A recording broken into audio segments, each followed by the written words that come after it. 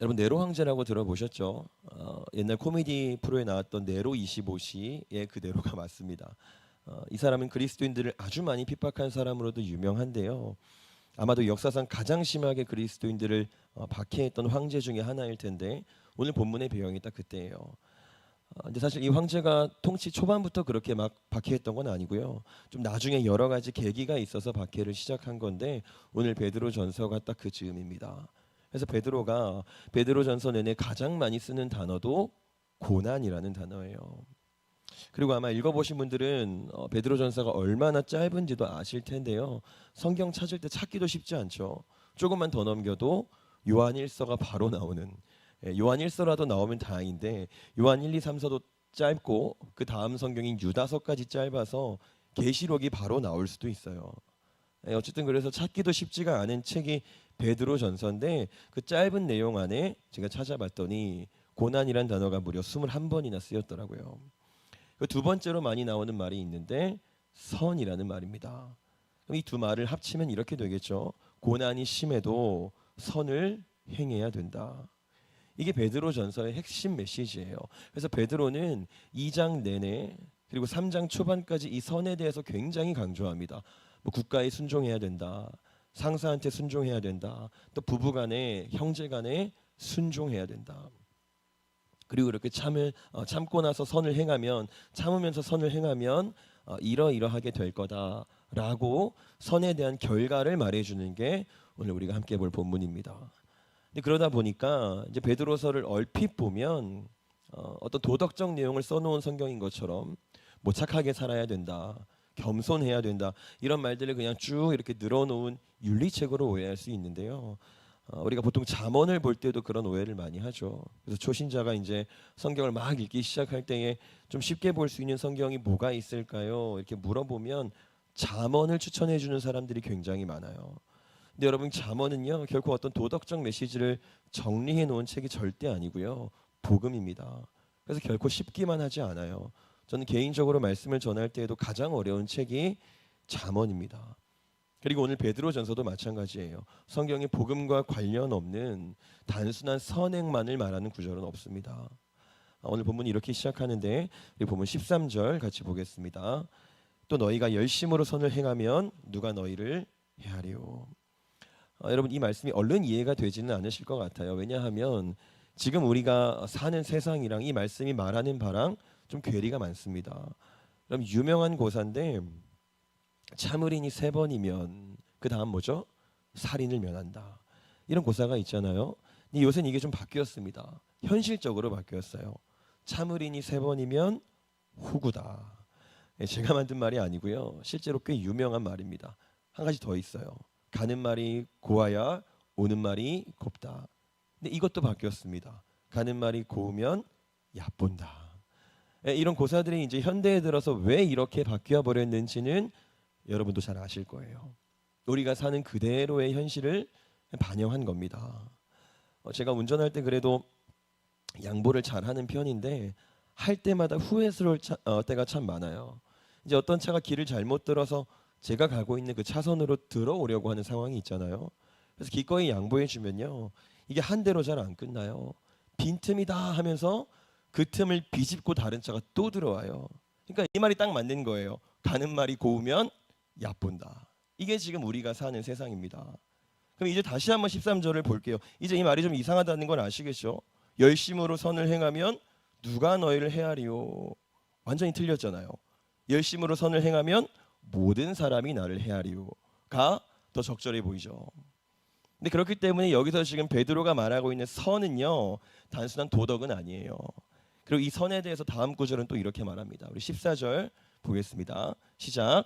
그러나 의를 위하여 고난을 받으면 복 있는 자니 그들이 두려워하는 것을 두려워하지 말며 근심하지 말고. 아멘. 여러분 잘 보셔야 됩니다. 딱 봐도 좀 전에 읽었던 13절이랑 아주 완벽하게 모순이에요. 아까 13절에 뭐라고 했죠? 우리가 선을 행하면 누가 우리를 해하리요 했잖아요. 근데 여기 14절에서는 의를 위하여 고난을 받으면 이라고 되어 있어요. 말이 바뀌었잖아요.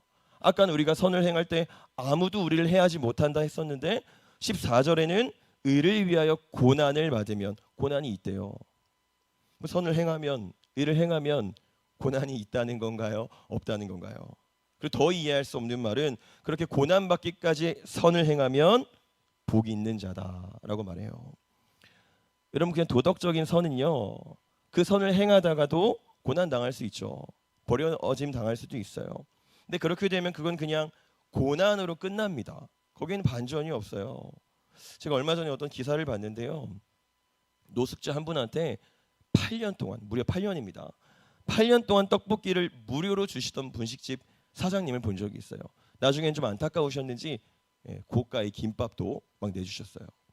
근데 8년간 고맙다는 인사를 한 번도 못 들었습니다. 그러다가 딱 한 번, 그래도 돈을 좀 내시면 어떨까요? 이렇게 말씀을 드렸더니 막 화를 내면서 가버렸어요. 여러분, 선을 행하다가 버려지는 건요, 그냥 버려지는 거예요. 따뜻한 마음은 있겠죠. 보람도 있을 텐데, 근데 거기에 복은 없습니다. 그러니까 베드로가 지금 말하고 있는 선은 우리가 아는 그런 어떤 도덕적인 선을 말하는 건 아니에요. 이 말을 해석하려면 베드로가 선을 행하라 라고 말하기 직전에 했던 말을 보면 되는데, 우리 본문 2장 7절 같이 한번 보겠습니다. 시작. 그러므로 믿는 너희에게는 보배이나 믿지 아니하는 자에게는 건축자들이 버린 그 돌이 모퉁이의 머릿돌이 되고. 그럼 잘 보시면 지금 아주 어울리지 않는 두 단어가 같이 쓰여 있죠. 버린 돌이 머릿돌이 됐대요. 머릿돌이 뭐죠? 건물을 올릴 때 가장 중요한 역할을 하는 기둥이에요. 예. 그리고 버린 돌은 그냥 말 그대로 버려진 돌이에요. 근데 버린 돌이 가장 중요한 머릿돌이 됐대요.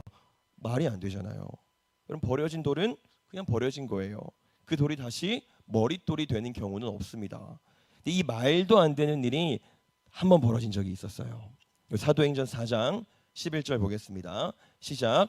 이 예수는 너희 건축자들의 버린 돌로서 집 모퉁이의 머릿돌이 되었느니라. 아멘. 그 말도 안 되는 일이 누구한테 일어났냐면 우리 주님한테 일어났어요. 완벽하게 버려지셨죠. 선을 행하고 의를 행하시다가 완벽하게 버려졌는데 머릿돌이 되셨대요. 영광스러워지셨습니다. 그러니까 지금 베드로가 말하고 있는 선은요, 이걸 말하는 거예요. 우리 주님처럼 영광스러워지는 비결을 말하는 겁니다. 우리 주님이 선을 행하다가 버려지셨지만 결국에는 영광스러워지신 것처럼 오늘 베드로가 말하는 선은 영광스러워지는 비결을 말하는 거예요. 복받는 비결을 말하는 겁니다. 이제 우리 눈이 반짝반짝 해지겠죠? 우리가 좋아하는 복받는 비결이잖아요. 이제 예수님이 행하신 그 버려지기까지 행하신 그 선이 뭔지 한번 보겠습니다. 데살로니가전서 5장 9절입니다. 시작. 오직 우리 주 예수 그리스도로 말미암아 구원을 받게 하려 하심이라. 뒤에 하반절만 볼게요. 한 번 더 읽겠습니다. 우리 주부터요. 시작. 우리 주 예수 그리스도로 말미암아 구원을 받게 하심이라. 아멘. 여러분, 하나님은요, 우리가 죄를 범하자마자, 그러니까 우리가 죽었던 그 순간이죠. 죽자마자 우리를 살리는 일에만 온통 관심을 쏟으셨어요. 아담이 처음 범죄했을 때 저 죽일 놈 하지 않으셨고요. 즉시로 예수 그리스도를 예언하셨습니다. 그러니까 구원을 준비하신 거죠. 그게 우리 하나님 마음이에요. 우리를 구원받게 하는 것, 그 목적 때문에 아들까지 내어주신 겁니다. 그리고 우리 예수님은 그 목적, 그 아버지 하나님의 목적에 순종하는 마음으로 버려지기까지, 고난 당하시기까지 선을 행하신 거예요. 바로 이 의를 위해 고난 당하신 겁니다. 그리고 나서 어떻게 됐다고요? 머릿돌이 되셨어요. 영광스러우셨습니다. 바로 이 일이 오늘 베드로가 말하는 선의입니다. 그럼 우리를 구원하기 원하시는 하나님을 따라 살면요, 그 의를 위해 살면 거기에는 반드시 고난이 있어요. 우리 주님이 보여주셨잖아요. 세상이 말하는 바와 우리 하나님이 말하는 바가 전혀 다르기 때문에 그 삶에는 당연히 맹렬하게 충돌이 일어나는 겁니다. 세상의 지배를 받으면서 살다가 내가 이제 예수 믿고 예수 그리스도의 율법대로 살겠다 하면 그 다음부터는 맹렬한 충돌이 일어나는 거예요. 이 땅에서는 반드시 버려질 거예요. 근데 괜찮습니다. 우리 주님이 머릿돌이 되신 것처럼 저와 여러분도 영광스러워질 거예요. 우리도 반드시 복을 누린다는 겁니다. 이제 우리가 다시 처음에 봤던 13절 14절을 한 번 더 읽겠습니다. 시작. 또 너희가 열심으로 선을 행하면 누가 너희를 헤아리요? 그러나 의를 위하여 고난을 받으면 복이 있는 자니 그들이 두려워하는 것을 두려워하지 말며 근심하지 말고. 아멘. 이제 해석이 되실 거예요. 우리가 선을 따라 살면 아무도 우리를 해할 수 없는데 뭘 해할 수 없냐면 우리 주님이 결국에 머릿돌이 되신 것처럼 우리가 결국에 복받는 자 됨을 그 누구도 회방하지 못한다는 뜻이에요. 우리가 받을 복을 절대로 빼앗기지 않는다는 겁니다. 근데요, 그렇다고 해서 버려지지 않는 건 아니에요. 버려지는 사실이 바뀌는 건 아니에요. 반드시 고난이 있습니다. 반드시 버려져요. 근데 복이 있나니 우리가 복 받는 사실 그 자체가 절대로 바뀌지 않습니다. 그럼 제가 아까 처음에 이때가 황제 네로의 황제의 때라고 말씀을 드렸었는데 이 당시에 사람들이 가장 무엇보다 두려워했던 건요 로마였습니다. 로마에 의해서 죽느냐, 로마에 의해서 사느냐, 그게 당면 과제예요. 그리고 로마에서 살려면, 살아남으려면 제일 먼저 해야 하는 일이 있었어요. 뭘까요? 나는 그리스도인이 아닙니다. 이 고백을 해야 돼요. 나는 예수를 모릅니다. 이 고백을 해야지만 그 네로 황제의 통치 아래에서 살아남을 수 있어요. 물론 우리는 그때를 살고 있지는 않죠. 우리가 살고 있는 이 시대는 나는 그리스도인입니다. 이 고백한다고 해서 뭐 죽임을 당하거나 하는 그런 시대는 아니에요. 근데 여러분 잘 생각해 보세요. 정말 그런지 잘 생각해 보세요. 사실은 안 그렇습니다. 이 대한민국에서 살려면 똑같아요. 제일 먼저 해야 하는 일이 그 네로의 때랑 똑같습니다. 나는 그리스도인이 아닙니다. 고백해야 살아요. 여러분 이 당시 로마가 요구하는 법이랑 그리스도의 율법은요 완전히 달랐어요. 그러니까 내가 로마에서 살아남으려면 그리스도의 법을 버려야죠.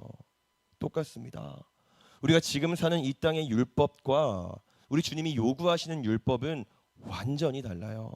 그러니까 이 땅에서 살려면, 살아남으려면 나는 그리스도인이 아닙니다. 고백하는 방법밖에 없는 거예요. 우리가 입술로 고백은 안 하겠죠. 그러나 삶으로는 그렇게 고백할 때도 있잖아요. 그래야 사니까요. 여러분 이 고백 안 하면 로마에서는 죽었던 거고요. 이 땅에서도 반드시 고난 받을 수밖에 없어요.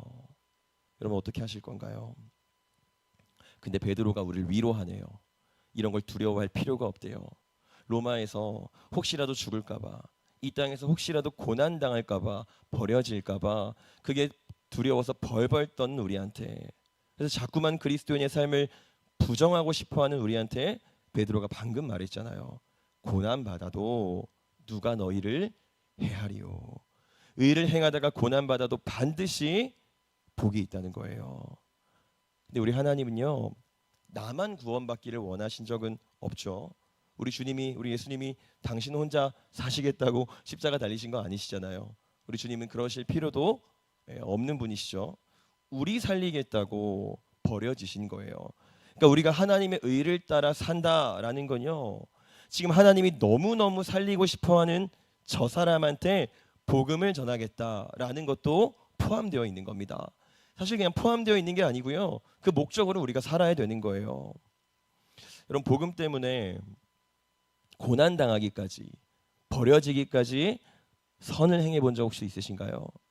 이제 우리가 오늘 예배 마치고 다 같이 전도하러 나갈 텐데 한 분도 빠짐없이 나가시길 원합니다. 나가시면 이제 부끄러움도 당하실 거고 민망한 상황도 겪으실 거고 그러실 텐데요. 괜찮아요. 그게 하나님이 가장 원하시는 거예요. 그 가장 원하시는 걸 우리 주님은 십자가 위에서 하셨고요. 이제 우리가 할 차례입니다. 이거 하다 보면 뭐 다리도 아프고 몸도 피곤하고 시간도 없고 그렇게 고난을 받으실 텐데 아마 내 걸 다 내놔야 될 텐데 다 괜찮습니다. 더 하시기 바랍니다. 그게 우리가 영광에 이르는 비결입니다. 복 받는 비결이에요. 그럼 우리가 지금 어떻게 살고 있는지 궁금하죠?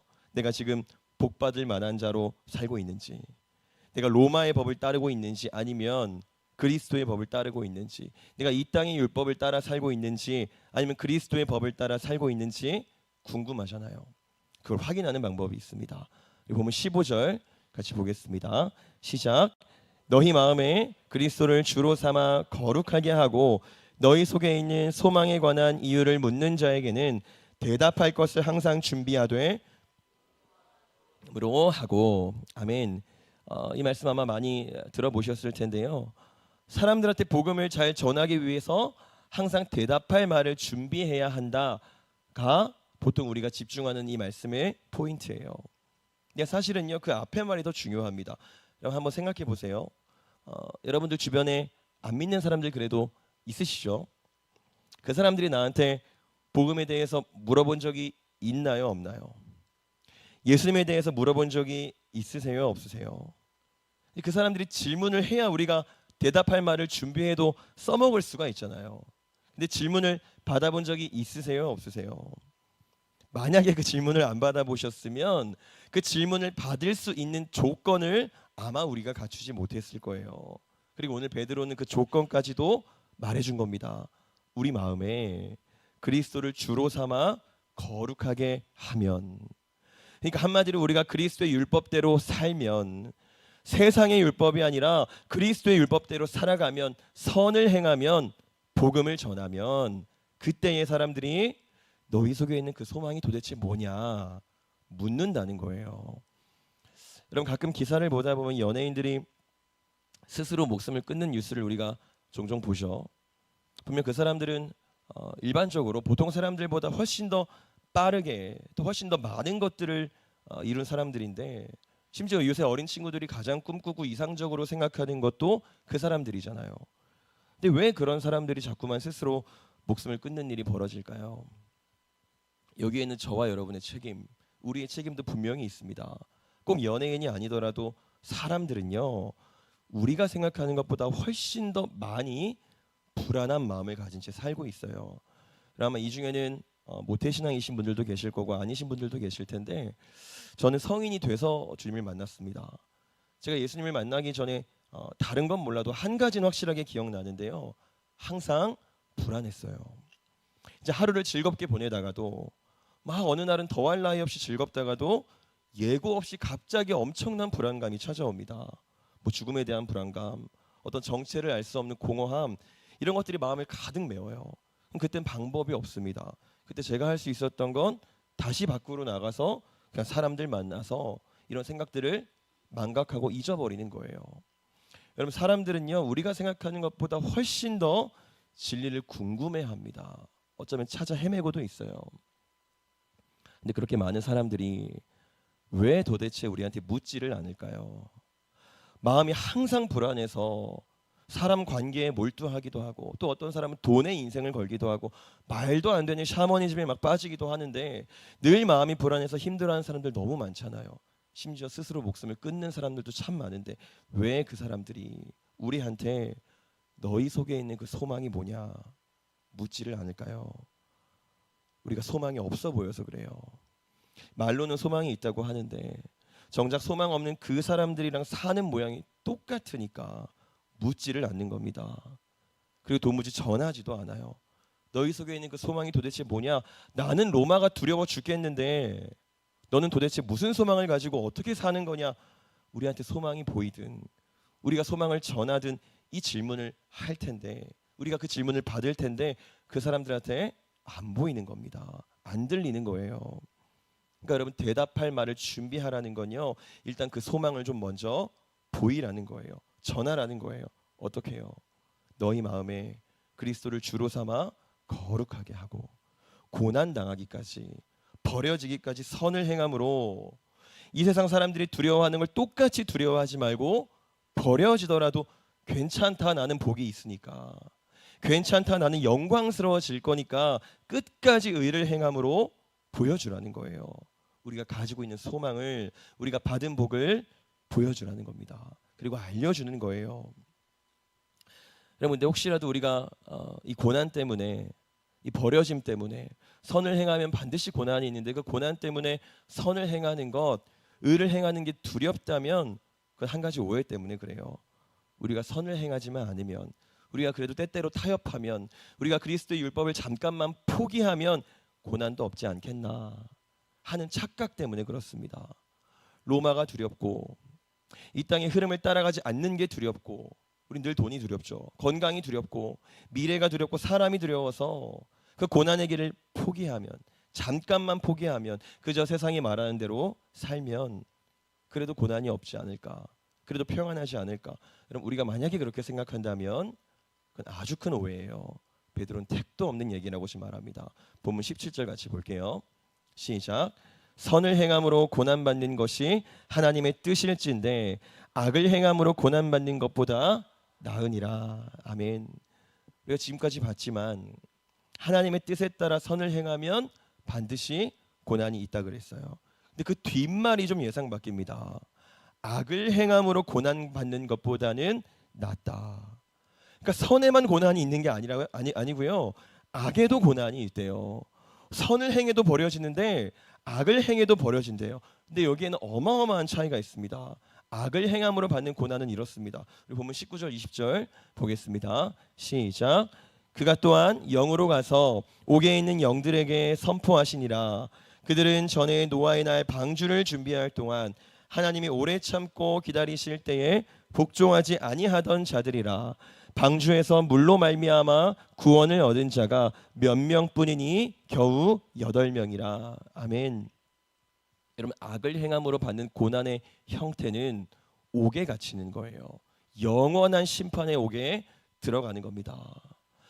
여러분, 노아의 때에 방주에 타지 못해서 그 물의 심판을 당했던 그 고난이 악을 행하는 자들의 고난인 거예요. 그러니까 우리가 고난이 두려워서, 내가 선을 행하면 고난 받을 텐데, 내가 그리스도의 율법을 끝까지 지키면 고난 받을 텐데, 그게 두려워서 그 선을 포기하겠다는 건 말도 안 되는 거예요. 그건 다른 말로 하면 악인도 고난이 있다, 악인이 받을 심판이 있다는 사실은 믿지 않는다는 겁니다. 그러니까 우린 결정해야 돼요. 어떤 고난을 받을지 결정해야 됩니다. 근데 오늘 베드로가 말한 이 노아의 때에 심판당한 사람들, 노아의 때에 멸망당한 사람들, 그들의 악이 성경에 나오는데요, 좀 충격적입니다. 마태복음 24장 38절 39절 보겠습니다. 시작. 홍수전에 노아가 방주에 들어가던 날까지 사람들이 먹고 마시고 장가들고 시집가고 있으면서 홍수가 나서 그들을 다 멸하기까지 깨닫지 못하였으니 인자의 임함도 이와 같으리라. 아멘. 그럼 지금 우리가 읽은 말씀이요, 심판 직전에, 홍수가 일어나기 직전에 사람들이 살던 모습이에요. 우리 38절 한번 띄워봐 주시겠어요? 먹고 마시고 장가들고 시집가요. 냉정하게 한번 판단해 보세요. 여기 어떤 문제가 있나요? 없잖아요. 먹고 마시고 장가가고 시집가는 거, 고대 사회도 그렇고요, 예수님 당시에도 그렇고, 이때 가장 평범한 일상은 먹고 마시고 결혼하는 거예요. 사람들 그냥 그렇게 살고 있었던 겁니다. 뭐 살인했다, 간음했다, 뭐 동성애했다, 이런 내용은 나오지도 않고요. 먹고 마시고 시집가고 장가갔다, 이거밖에 나오지 않아요. 근데 충격적이게도 그들의 결론이 악을 행하는 자들의 고난, 심판이었습니다. 그러니까 우리는 이걸 잘 생각해 봐야 돼요. 우리가 적극적으로 선을 행하지 않으면, 우리가 적극적으로 의를 행함으로 고난받지 않으면 노아의 때에 심판받았던 그들의 일상과 똑같을 수도 있다는 겁니다. 여러분, 우리가 구원의 확신이란 말을 자주 하죠. 그래서 누가 이제 구원 받았습니까? 질문하면 자신 있게 아멘이라고 하죠. 근데 근거가 있어야죠. 도대체 뭘 보고 내가 구원받은 사람인지 근거가 있어야 되잖아요. 난 주일에 안 빠지니까, 난 헌금 많이 하니까, 나는 많이 섬기고 있으니까. 그러나 오늘 베드로가 말하는 구원의 근거는 이런 게 아니에요. 뭘 얼마나 했냐를 말하지 않습니다. 그래서 버려졌냐는 거예요. 그래서 고난이 있냐는 겁니다. 여러분, 제 말을 오해하시면 안 돼요. 억지로 고통 가운데로 우리 인생을 밀어 넣으라는 게 아니에요. 그냥 로마의 법과 하나님의 법이 너무너무 달라서, 이 땅이 요구하는 것과 하나님이 요구하시는 게 너무너무 달라서 그 요구를 따르면, 하나님의 요구를 따라 살면 반드시 고난이 있는 겁니다. 그 삶은 그냥 시집가고 장가가고 먹고 마시는 일이 우리 일상이 될 수가 없다는 뜻이에요. 하나님은 우리한테 그렇게 살라고 한 적이 없습니다.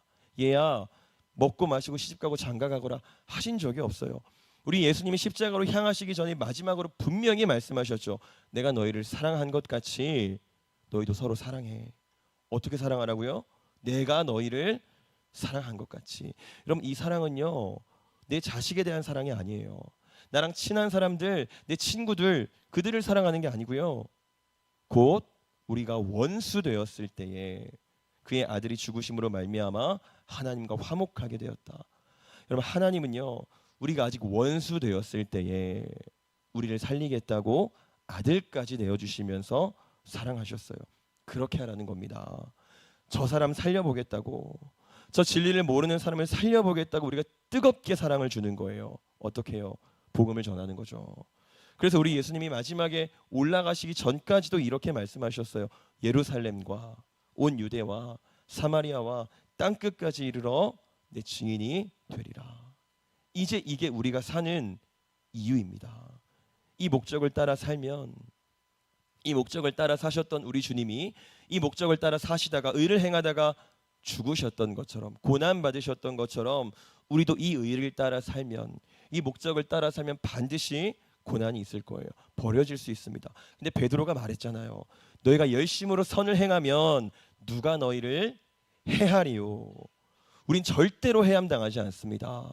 의를 위해서 고난을 받으면 복이 있는 자니 우린 반드시 복 받을 거예요. 세상 그 어떤 것도 비교할 수 없는 복을 누릴 겁니다. 버린 돌이 모퉁이 돌이 되었다. 버려져도 영광스러워질 거예요. 그러니까 이제 우리가 결정하기 원합니다. 우리가 선과 의를 행하기를 원해요. 우리의 행할 선은 하나님의 명령대로 사는 겁니다. 그 명령의 핵심은 이거예요. 내가 너희를 사랑한 것 같이 너희도 서로 사랑해라. 온 유대와 사마리아와 땅끝까지 이르러 내 증인이 되라. 이제 우린 이 목적으로 사는 겁니다. 맛있는 밥을 먹고 좋은 옷을 입고 좋은 집에 사는 게, 내 자녀를 잘 키워서 시집장가 보내는 게 우리 인생이 아니에요. 그렇게 살았던 노아의 때 사람들은 다 죽었잖아요. 우리가 복 받는 비결은 하나입니다. 우리가 영광에 이르는 비결은 하나예요. 내가 밥을 먹는 것도, 내가 옷을 사는 것도, 내가 돈을 벌고 결혼을 하고 자녀를 기르는 것도 이제 다 한 가지 이유가 되는 겁니다. 내가 너희를 사랑한 것 같이 너희도 서로 사랑해라. 온 유대와 사마리아와 땅끝까지 이르러 내 증인이 되리라. 이 목적으로 사는 겁니다. 이렇게 살면 거기에는 반드시 고난이 있을 거예요. 그러나 걱정하지 않으셔도 괜찮아요. 제가 거듭 말씀드렸죠. 주님이 복이 있다 하셨습니다. 그리고 시집가고 장가가고 먹고 마시는 그 일은요, 반드시 우리 하나님이 채워주실 거예요. 그 험한 광야에서, 아무것도 없는 그 험한 광야에서 이스라엘 백성들을 먹이셨잖아요. 만나로 먹이셨던 그 하나님이 하나도 변하지 않으시고 여전히 우리와 함께하고 계십니다. 그러면 우리 이 광야를 살아갈 때 우리는 먹을 거에 몰두하지 않습니다. 나무 하는 일에 몰두하지 않고요, 좋은 집 짓는 일에 몰두하지도 않아요. 광야에서 그 일에 몰두했던 사람들은 다 죽었습니다. 우리는 그저 가나안을 향해 달려가는 거예요. 복음의 일꾼으로 달려가는 겁니다. 저와 여러분이 그렇게 살아갈 때에, 우리가 그렇게 믿을 때에, 신앙 고백할 때에 아무도 빼앗을 수 없는, 절대로 취소되지 않는 그 복을, 그 영원한 복을 저와 여러분이 받아 누리게 될 줄 믿습니다. 아멘. 기도하겠습니다.